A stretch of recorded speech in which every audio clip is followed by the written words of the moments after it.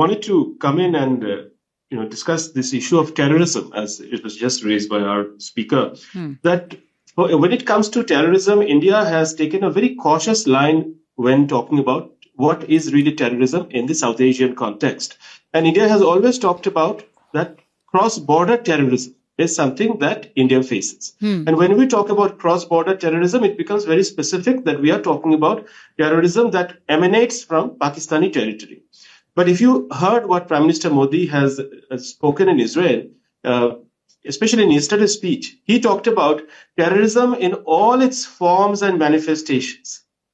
So when you talk about terrorism in all its forms and manifestations from a foreign soil, it acquires a little different connotation because there are different kinds of terrorisms that exist in the world. For the Israelis, Hamas is a terror group, Hezbollah is a terror group. But for the Iranians, neither Hamas nor Hezbollah is a terror group. Because what's happening here is that by talking about terrorism in all its forms and manifestations, you are indirectly hinting at what Netanyahu describes as the Shiite angle, which is essentially Iranian angle.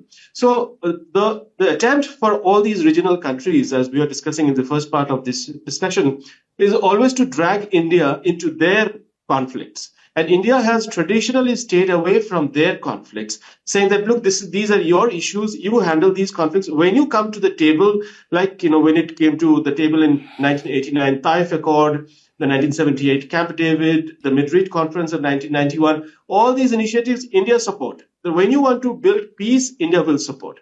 But when you want to fight, when you want to have your own little, conflicts, there India always chose to stay away. But I think, by getting into the terrorism language of Israel, especially in the context of Iran-Israel problems, India is really getting into uncomfortable terrain. That's number one.